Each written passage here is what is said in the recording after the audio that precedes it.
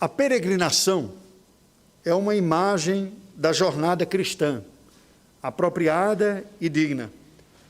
A própria Bíblia, a palavra de Deus, faz um uso metafórico da peregrinação do povo hebreu do Egito até Canaã, como uma referência à jornada de fé de todo o povo de Deus, das lutas e tentações deste mundo, até a Canaã celestial, a glória que nos está reservada. Não são poucos hinos cristãos que fazem referência à glória eterna como a nova Canaã, e a morte como sendo a passagem do Jordão, fazendo referência à verdadeira terra prometida, que é o paraíso que nos aguarda.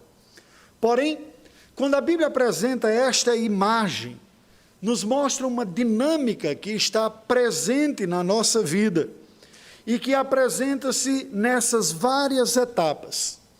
Nós podemos olhar para a vida cristã como esse caminho, como esta jornada que nós experimentamos sobre a providência de Deus. Qual é a vantagem de nós olharmos para a vida cristã como uma jornada? Primeiro, porque nós temos a compreensão clara de um projeto maior, não simplesmente um momento. E como jornada, teremos os momentos mais felizes, os momentos de luta e de dor, mas certamente a companhia do Senhor em toda ela. Os problemas que nós enfrentamos, as lutas que nós empenhamos ou nos dedicamos, ou as enfrentamos também na vida, mais uma vez se encaixam nessa imagem de uma jornada, pois eles não se resolvem facilmente. Tudo nos é apresentado como estando debaixo do controle de Deus, como tendo tido início, quando iniciamos a jornada da fé, ao entrarmos no pacto e demos os nossos primeiros passos de fé, um meio que está se desenvolvendo, mas um fim, um destino glorioso para o qual estamos nos dirigindo, melhor, separado por Deus. Sendo assim, eu gostaria de, nesta noite, lhe convidar a refletir sobre a vida cristã como uma jornada redentora. Eu lhe convido para lerei apenas um texto curto da palavra de Deus, 1 João, capítulo 2, versículos 1 e 2, pois, na verdade, vou me basear em toda uma primeira grande porção da carta de João para comunicarmos a mensagem desta noite. 1 João, capítulo 2, versículos 1 e 2, nos dizem assim: Filhinhos meus, estas coisas vos escrevo para que não pequeis. Se todavia alguém pecar, temos advogado junto ao Pai, Jesus Cristo, o justo. E ele é a propiciação pelos nossos pecados, e não somente pelos nossos próprios, mas ainda pelos do mundo inteiro. Oremos ao Senhor. Ó Deus bendito, nós estamos diante da Tua presença, em culto, em adoração. Somos dependentes de Tua graça, temos sido assistidos por ela, conscientes ou não, ela quem nos tem preservado a vida e mantido, e é o recurso da Tua graça, o meio da Tua graça que tem sido a fonte dos recursos de todo bem que temos experimentado. E neste momento nós dizemos, Senhor Deus, dependemos de um mais. Dependemos da iluminação do Teu Espírito, que mais uma vez suplicamos que Tu nos assistas. Oramos em nome de Jesus. Amém, Senhor Deus. A vida cristã como uma jornada redentora. Bem, uma jornada, como nós já falamos, porque fala de toda uma trajetória, iniciada na entrada no pacto, pela conversão e fé daqueles que eram alienados do pacto, ou pela herança daqueles que foram nascidos na aliança, mas que em algum momento da vida precisam desenvolver o seu próprio caminhar, a sua própria resposta de arrependimento, de fé e de santificação, rumo à glória que nos está destinada, ao povo de Deus. Portanto, uma jornada de redenção, que consistiu na libertação de uma escravidão inicial do pecado e que nos leva até a glória final, quando todo o mal será removido. Mas veja, nós não podemos pensar na vida cristã como simplesmente um intervalo entre dois momentos importantes. O momento da conversão ou da regeneração, que todo cristão tem tão cara a sua história, e o momento da glória final que aspiramos. Porque isso poderia esvaziar a importância de um meio, de todo o meio, que é a vida que nós vivemos. É verdade que nós precisamos olhar para trás para enxergar onde começou, e é verdade que nós precisamos olhar para frente, para onde nós estamos indo, porque isso dirige os nossos passos no presente. Mas o presente momento, presta atenção, é um momento no qual Deus está operando a redenção no seu povo. A obra da renovação espiritual, a obra da transformação. E esta é a maneira que João descreve, podemos ver, o cristianismo nesta primeira porção geral da carta, que vai desde o primeiro versículo, 1 João 1:1, até no capítulo 2, versículo 21. E eu estou evocando esta noite aqui, porque gostaria de apresentar este quadro para nós termos um contexto maior, antes de darmos continuidade às partes que vamos olhar. Vejamos como que João demonstra a vida cristã como uma jornada redentora. Por que uma jornada redentora?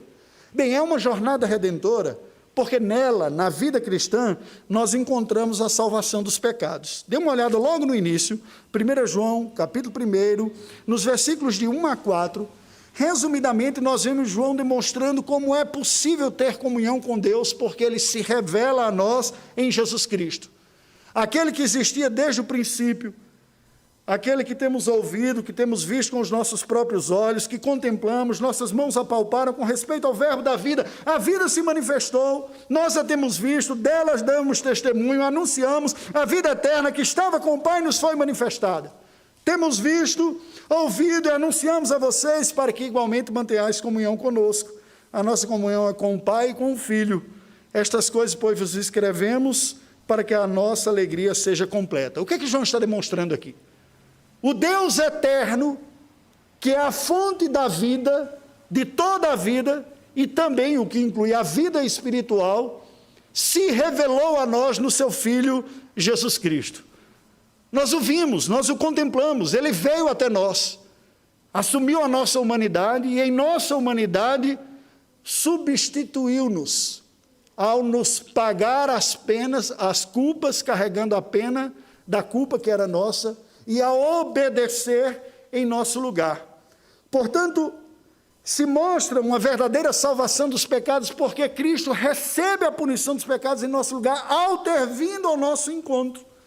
Deus se revela em Cristo, como Deus que veio resgatar o perdido. É isso que João está demonstrando aqui, e por isso, por causa da sua obra redentora, nós podemos ter comunhão com Ele e com os outros que também têm comunhão com Ele, a comunhão da igreja.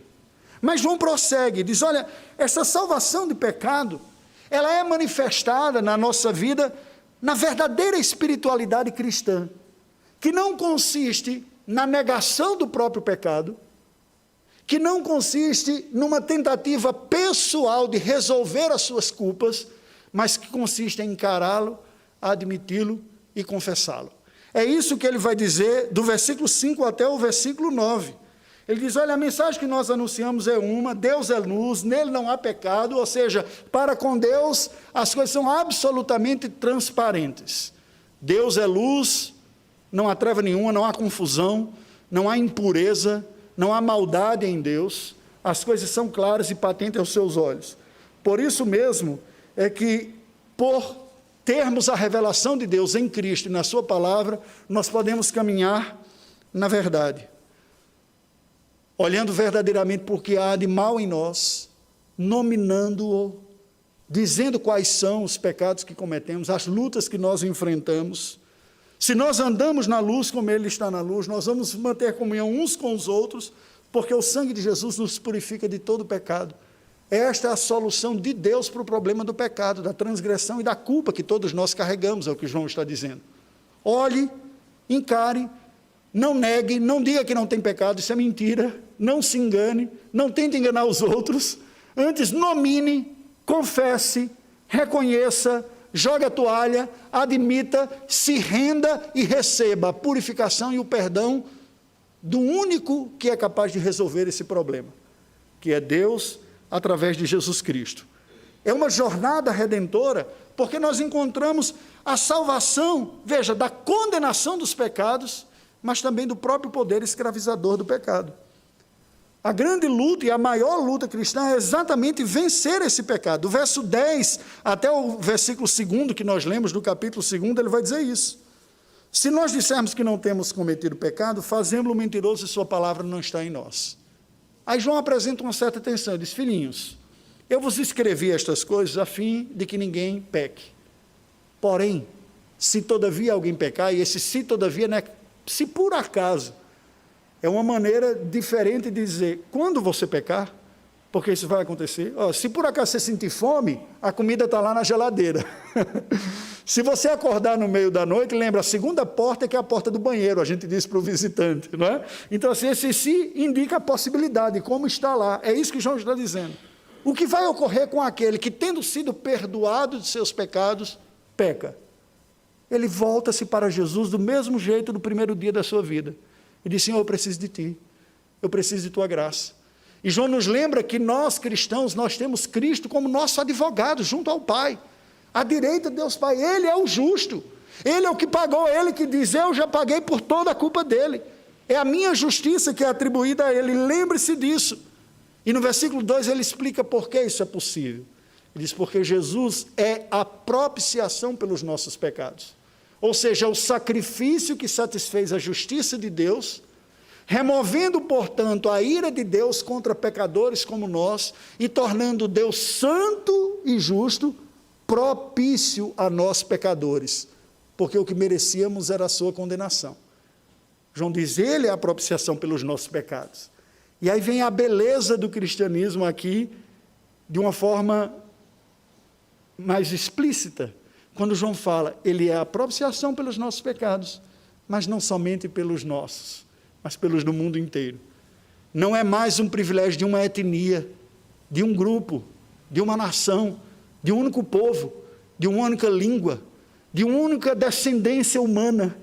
A partir de Cristo Jesus não há mais distinção entre judeus e gentios, entre gregos e bárbaros, latinos, africanos, asiáticos, europeus, seja qual for a sua origem, a sua etnia, a sua história, ao se render a Cristo como Senhor, você recebeu o perdão dos pecados. É esta realidade que une, que torna, presta atenção, algo humanamente falando impossível, possível, que é um único corpo humano constituído dos grupos mais distintos que é a Igreja do Senhor. A Igreja do Senhor é retratada em João mesmo, no livro do Apocalipse, como uma multidão de pessoas vindo de toda tribo, língua, povo e nação. Aqueles que estarão em pé diante do Cordeiro e que estarão com as suas vestes lavadas e purificadas pelo sangue do Cordeiro. Olhar para a vida cristã como uma jornada redentora é possível e é apropriada, porque nós olhamos para a vida cristã como sendo o caminho designado por Deus para encontrarmos a salvação dos nossos pecados. Salvação da condenação, pois Cristo pagou em nosso lugar. Salvação do poder aprisionador pela santificação da presença de Cristo em nós. E salvação da própria presença do pecado no final dessa jornada. Quando a gente der o último passo e entrar na Canaã celestial, Deus vai remover o resto de impureza que há de nós. E diz: aquilo que ainda era peso para você, agora não é mais. Entre no descanso do Senhor. É isso que João está descrevendo. Este é o caminho, preste atenção, o único caminho de se experimentar crescimento espiritual e verdadeira espiritualidade. O vetor, a fonte, a força, a virtude e o poder não está em você, não está em nenhum de nós, está fora de nós, numa outra pessoa, em Cristo, mas que de uma maneira absolutamente graciosa, espiritual e misteriosa, passa a estar em nós, porque Ele habita em nós também. Mas isso é algo que João vai dizer um pouco mais adiante. Nós olhamos a vida cristã como uma jornada redentora, porque nós encontramos na vida cristã, em nossa vida como seguidores de Cristo, uma nova realidade decorrente de Cristo em nós. É o que ele vai dizer a partir do versículo 3º até o versículo de número 11. Veja que entre os versos 3 e 6, João descreve de uma maneira resumida a vida cristã como sendo seguir a Cristo, seguindo os seus mandamentos. Ora, nós sabemos que o temos conhecido por isto, se guardamos os seus mandamentos. Aquele que diz eu o conheço e não guarda os seus mandamentos é mentiroso, nele não está a verdade. Aquele, entretanto, que guarda a sua palavra, nele verdadeiramente tem sido aperfeiçoado o amor de Deus.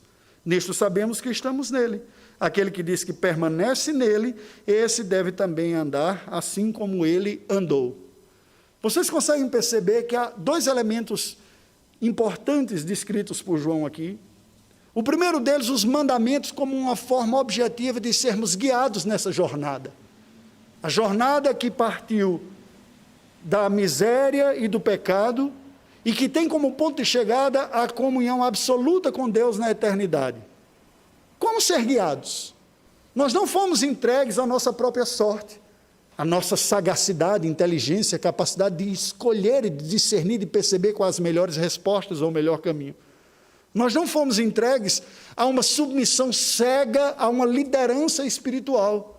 Hoje pela manhã nós recebemos pessoas por pública profissão de fé, crianças pelo batismo, e uma das perguntas é: você se compromete a ser submissa à liderança da igreja enquanto ela for fiel às Escrituras? Por quê? Nós não somos uma instituição escravizadora, nem arrogante de dizer somos infalíveis, sigam-me os bons. O que nós dizemos é: Jesus é infalível, sua palavra é infalível, sigamo-lo, o bom. Todos nós, não há distinção. Então, se há uma realidade, um mandamento que o próprio Cristo deu e que nos deu, que é a sua palavra, há também a realidade da sua presença capacitadora. João diz: estamos nele. Como é que a gente sabe se está nele? Por aquilo que Jesus diz: as minhas ovelhas ouvem a minha voz e me seguem. Elas ouvem as minhas palavras. A marca de que estamos em Cristo e de que Cristo está em nós é o desejo sincero no coração do cristão de seguir a Cristo. A sua vida é marcada por esse desejo. Quando você abre a Bíblia, você abre simplesmente para marcar um alvo de religiosidade que você tem. Eu quero ler tantos versículos por dia, ou capítulos, para ler a Bíblia toda. É por isso. Você abre a Bíblia para ler por desencargo de consciência. Faz muito tempo que eu não abro esse livro aqui, eu estou me sentindo mal. Você usa a Bíblia como caixa de promessa para ter um ânimo no seu coração. Você abre a Bíblia e lê para você ganhar debate das outras pessoas e sair dizendo como a fé cristã é superior às outras.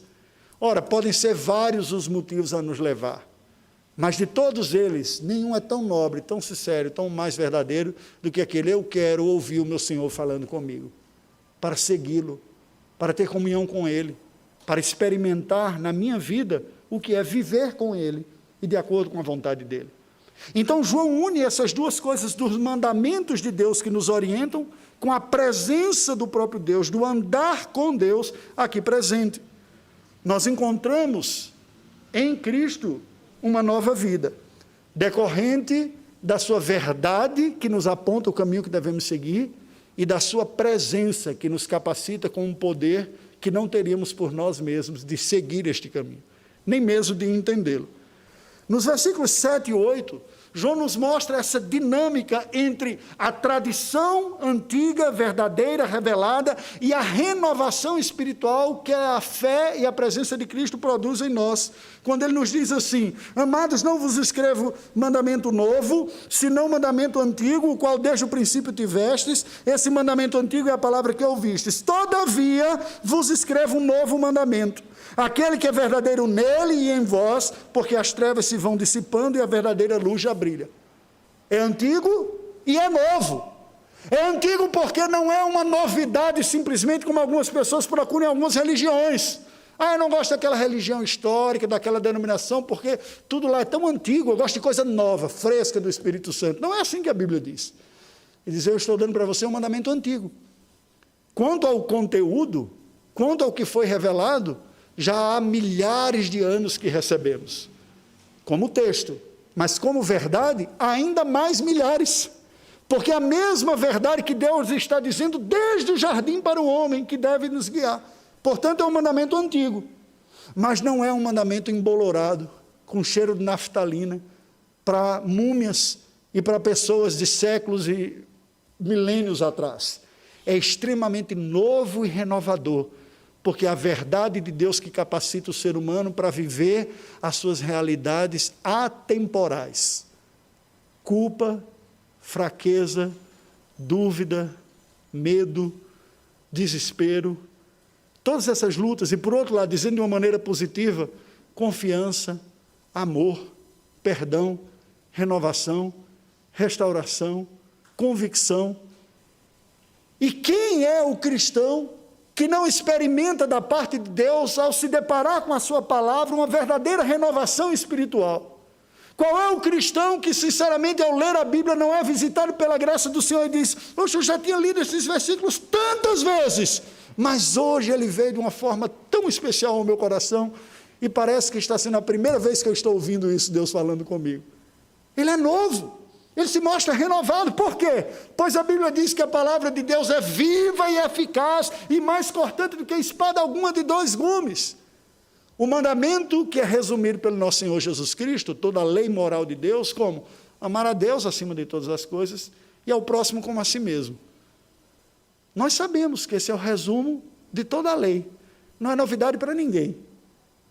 Mas é difícil nós entendermos, encaixarmos e vivenciarmos isso nas situações do dia a dia.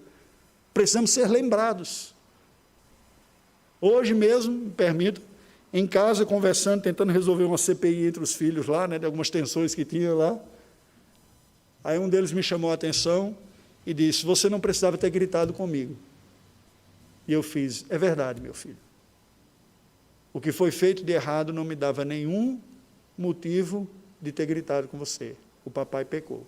Você pode me perdoar? Nós sabemos que não podemos agir em ira, que não devemos agir debaixo do impulso, do ímpeto, da raiva e das emoções. Mas precisamos ser lembrados destas coisas. Precisamos ser lembrados pela palavra, ainda que ela venha por alguém que hierarquicamente estaria na posição invertida, né? O filho lembrando o pai de alguma coisa. É um mandamento antigo, mas que se faz novo, que precisa ser renovado na nossa vida, que renova a nossa vida para uma nossa nova postura também.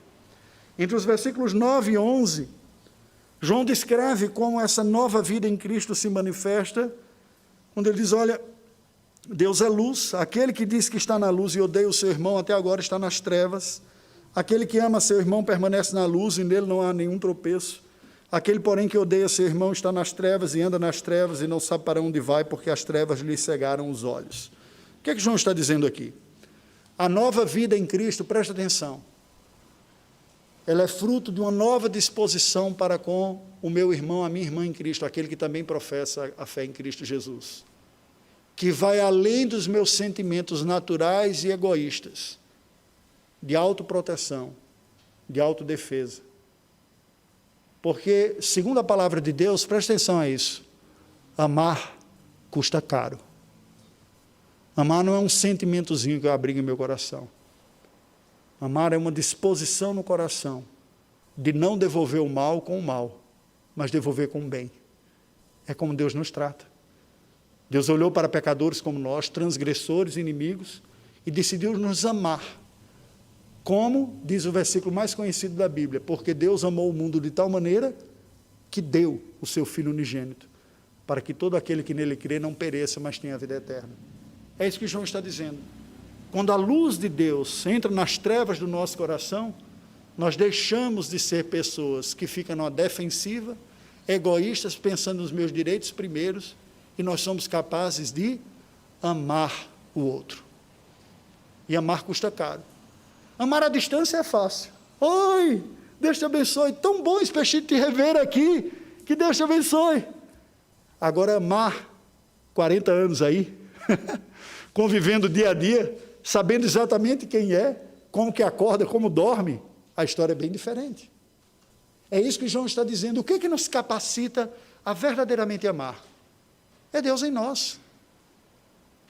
Deus em nós que nos faz ver que nós somos pecadores, transgressores, que foram perdoados e aceitos pelo amor de Deus, e por isso mesmo não faz nenhum sentido nos sentirmos superior e negarmos amor e graça ao outro, uma vez que nós experimentamos também. Do mesmo jeito que nós gostamos de graça, de perdão e de misericórdia da parte de Deus, nós somos chamados a entregar para o outro também.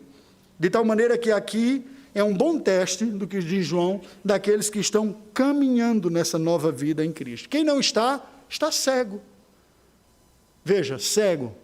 Ah, pastor, aqui está dizendo que a pessoa não é salva? Não é bem esse o ponto. Em alguns casos pode até ser. Em outros casos é que a pessoa, mesmo tendo professado a Cristo e olhando para Cristo, mas ela permanece na escuridão da vida em que Cristo e sua obra não redefinem as suas relações. Isso é uma tentação típica para quem olha o cristianismo somente eu e Deus. Sou só eu e Deus. Não tem ninguém mais no meio dessa história. A pessoa pode verdadeiramente ter olhado, se arrependido dos pecados, crido em Cristo, mas está sendo lento em abrir-se para o que mais Deus está fazendo na sua vida e experimentar a graça da renovação de todo o restante da sua relação. Aí ele está cego, ainda está em trevas, ainda há área na sua vida que precisa de luz. Você percebeu que a oração que nós fazemos, antes de ouvir um sermão, ou antes de fazer um estudo bíblico, ou antes de ler a Bíblia, é uma oração por iluminação? Por quê? Porque mesmo cristãos, nascidos de novo, com novo coração, nós reconhecemos que sem a graça de Deus atuando no nosso coração, repousarão trevas, pontos escuros, desconhecidos que nos cegarão. E que nós precisamos da presença iluminadora de Deus para trazer uma nova percepção, uma compreensão diferente, nos livrar das trevas da nossa própria interpretação da realidade e acatar aquilo que veio da parte de Deus. A vida cristã é uma jornada redentora, precisamente porque nós experimentamos uma renovação na vida. Somos chamados para isso. Somos convidados, e é isso que nós devemos experimentar. E, por fim, a vida cristã nos é apresentada como uma jornada redentora, porque nela nós encontramos um verdadeiro crescimento espiritual. Isso está descrito entre os versículos 12 e 21. Veja que entre os versículos 12 e 14, João nos apresenta a vida cristã como etapas. Uma etapa de uma infância espiritual, que ele se dirige às pessoas que estão nessa condição como filhinhos, que é marcada pela convicção que brota no coração do pecador, quando recebe a regeneração e a fé em Cristo, de que Deus é Pai. Eu conheço Deus como Pai. É isso que ele vai dizer. Ó, filhinhos, eu vos escrevo porque os vossos pecados são perdoados, mas no verso 14, porque conheceis o Pai. E uma coisa está ligada à outra. Eu conheço Deus como Pai, porque como Pai, Ele perdoou os meus pecados. A grande angústia, preste atenção, a grande angústia da pessoa que não é cristã, que não conhece a fé cristã, é precisamente não saber onde está, quem é esse tal de Deus, como encontrá-lo e como resolver os meus problemas das minhas imperfeições. O cristianismo vai dizer, Deus é um ser, é uma pessoa, que ofereceu o seu Filho Jesus Cristo para pagar pelos seus pecados, e aquele que arrependido nele crê, é perdoado. Veja que esses problemas principais são resolvidos. O da culpa, da transgressão, meus pecados foram perdoados, e do conhecimento de Deus em comunhão. Eu o conheço, Ele é Pai, é uma pessoa com quem eu me relaciono, pela fé. A juventude espiritual é descrita por João aqui, pegando de metáfora a juventude da vida, que é marcada pelo vigor. Quando é que a pessoa sai da infância espiritual e começa a crescer? Quando ela começa a exercer os seus músculos. Quando ela percebe que a vida cristã não é um parque de diversões, mas é muito mais semelhante a um campo de guerra. E ela não se acovarda e se omite, mas ela entra na batalha. Pela palavra vence o maligno, é o que João está dizendo. Pela palavra. E aos maduros, aqueles que já lutaram tanto, venceram tentações, orientaram pessoas, estes são chamados a voltar-se por princípio. Porque a tentação é com o tempo você esfriar, esmorecer e ir na, entre aspas, banguela, no piloto automático. Aí João escreve dizendo aos pais, vocês conhecem o que era desde o princípio. A afirmação do primeiro amor, o que marcava a vida. É isso que a gente precisa depois de um bom tempo de vida cristã. Porque sem isso a gente se perde. São tantas lutas, são tantas decepções conosco, com os outros, que se você não tiver os olhos postos em Deus, você joga a toalha. Se não na apostasia ou da negação, mas do desinteresse, do desencantamento, da desilusão, da falta de motivação. E tudo isso só é possível quando nós voltamos os nossos olhos para o Senhor.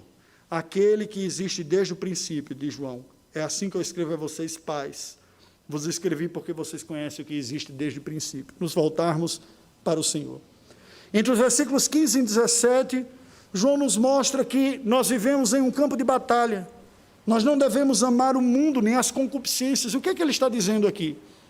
Esta vida cristã, para que haja um crescimento espiritual, é preciso entender que há uma batalha real, que há um sistema na sociedade, a cada geração, que declarou independência e autonomia lá no jardim, e a cada geração ela vai dar uma face diferente para dizer, viva desta maneira. Você não precisa de Deus, você precisa de diploma, você precisa de músculo, você precisa de prazer, você precisa de companhia, e por aí vai. João está dizendo, não ameis o mundo nem as coisas que há no mundo. O mundo, enquanto sistema autônomo, a cada geração proporá para os cidadãos, para o ser humano, um caminho de independência. Um caminho de satisfação fora de Deus, da sua palavra e de Jesus Cristo. Estejamos atentos, nós temos que rejeitar isso, é o que João nos diz. Porque encontraremos em nós, mesmo cristãos, desejos que serão objetos dos apelos de uma sociedade que não conhece a Deus, para que nós migremos para lá e abandonemos o caminho da fé. E por fim, João vai nos dizer entre os versículos de 18 a 21, que não basta nós nos identificarmos nominalmente com aqueles que creem em Deus, e assim fazer parte de uma igreja ou do cristianismo. Ele nos alerta que oposição a Deus tem nascido dentro da igreja desde o primeiro momento. Ele diz, muitos anticristos têm surgido.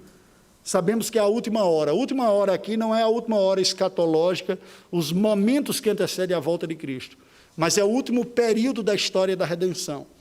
Não há mais na história da redenção uma nova etapa na história humana antes da volta de Cristo. Desde que Jesus ressuscitou e enviou o Espírito Santo até a sua volta, nós estamos vivendo naquilo que a Bíblia chama de última hora, que é marcada pela pregação franca do Evangelho, pela oposição do império das trevas ao avanço da igreja que vai prosseguindo pela obra missionária. Essa é a última hora. Essas lutas são internas, porque dentro de nós há resistências ao senhorio de Deus, e são externas, da sociedade que resiste a ser governada por alguém que não seja ela mesma, os seus valores e as suas lideranças, e sobrenaturalmente por anjos rebeldes, os demônios.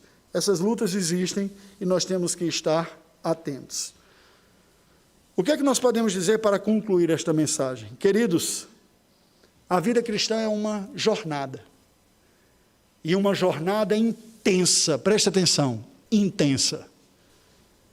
Nela nós enfrentaremos lutas, nela nós olharemos as piores faces de nós mesmos e dos outros. Nesta jornada de vida cristã, nós nos decepcionaremos conosco e com os outros.